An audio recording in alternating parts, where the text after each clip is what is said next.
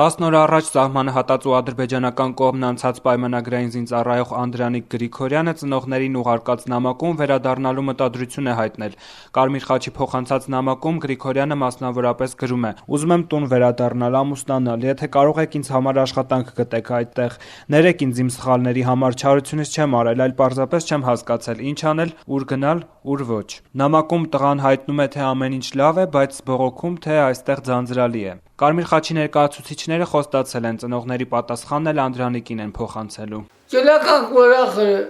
ինչ եղել է եղել, Լիբիա դարձիր։ Հասստի, երովս Վաշինգտոն։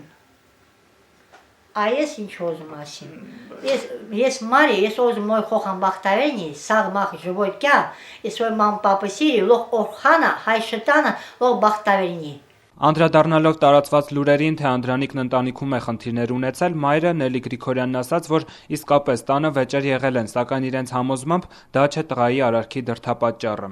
Ոստնդոմին աշիգա ասան, քոյ ասան, չեմ նամոց զականչ։ Էնին ստուտավար там չէ։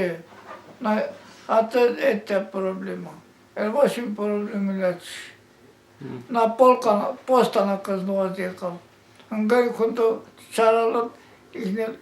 ախը տղայալի ախը գլուխը պենալ խարնվալա դուսեկա պոստան կեց։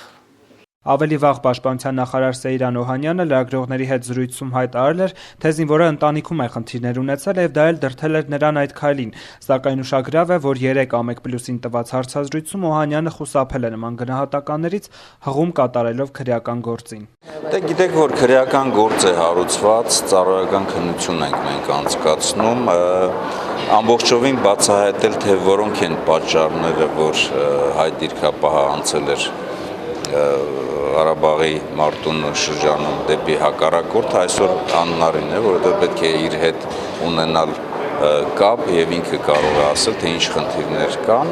բայց գտնում եմ, որ ժամանակի ընթացքում կպարզաբանվի, քրեական գործը կպարզաբանվի։ Կարմիր խաչի միջազգային կոմիտեից Ազատությանը փոխանցեցին, որ սահմանն անցած Անդրանիկ Գրիգորյանի հարցով շարունակում են բանակցությունները ադրբեջանական կողմի հետ։ Այս պահին սակայն չի հաղորդվում բանակցում են 3-րդ երկիր տեղափոխելու, թե Հայաստան վերադարձնելու համար։